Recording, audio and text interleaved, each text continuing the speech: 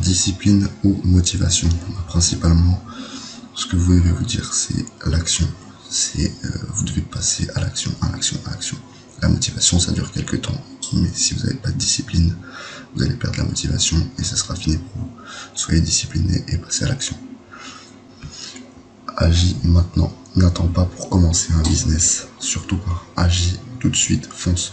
Il y en a beaucoup qui disent « Ah mais j'attends, là c'est pas le bon moment, j'ai pas encore assez d'argent pour me former. C'est pas le bon moment. » C'est du bullshit. Fonce et passe à l'action. Agis.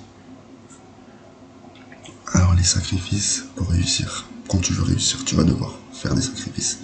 Ça c'est garanti. Tu vas devoir perdre des potes si besoin, ne plus aller en soirée, etc. Tu dois devoir sacrifier ton temps.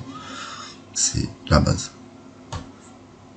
Donc, ignorez les haters. Quand vous voulez réussir, vous devez ignorer les haters, les personnes négatives, même si c'est des amis à vous qui vous baissent le moral, qui vous disent que c'est pas possible, même si c'est de la famille, vous devez ignorer tout ça.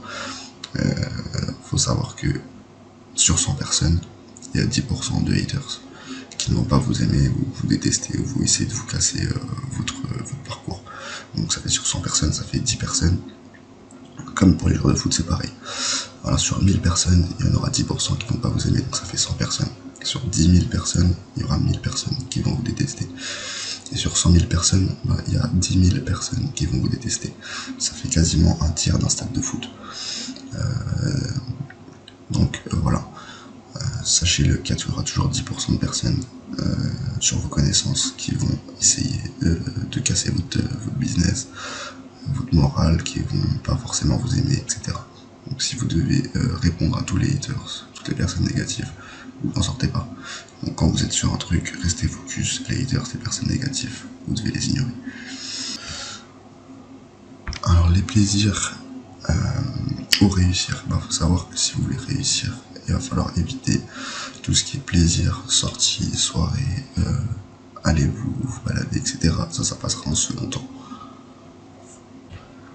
Alors la peur d'échouer ou votre envie de réussir. Est-ce que vous avez, quand vous allez tenter un business ou quelque chose, est-ce que vous avez plus peur de l'échec ou votre envie de réussir est plus forte que votre peur de l'échec? Il faut que votre envie de réussir soit plus forte que votre envie de changer de vie et voilà, de quitter la rat race, etc.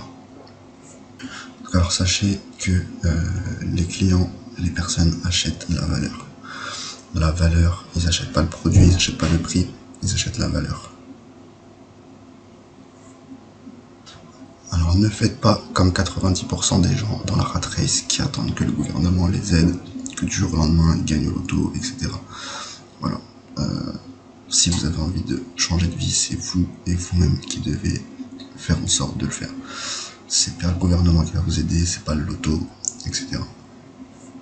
Donc ne faites pas comme 90% des gens qui attendent de quitter la rat race en gagnant au loto ou que le gouvernement les aide et qui se contentent d'aller métro, boulot, dodo et qui pensent que ça va tomber du jour au lendemain. Donc ne faites pas comme 90% des gens qui sont dans la rat race, qui attendent la retraite à 64 ans, qui vont aller faire des manifs et qui attendent de réussir du jour au lendemain. Si vous ne passez pas à l'action, ça sera ça qui vous attendra. Donc les manifestations, etc.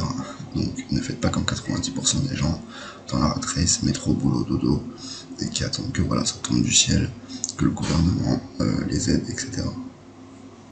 Ne faites pas comme 90% des gens dans la rat race, qui sont là, qui se contentent de loisirs, de plaisir, et qu'ils espèrent réussir du jour au lendemain en gagnant au loto, et voilà.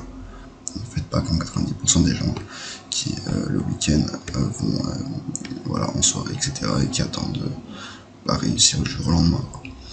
Donc, ou qui vont se plaindre tout le temps, mais au final qu'ils n'ont pas d'argent, etc. Mais au final voilà, ils ont le dernier iPhone, la dernière télé, etc.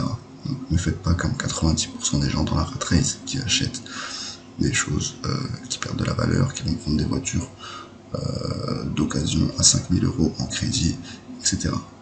Donc soyez dans l'action.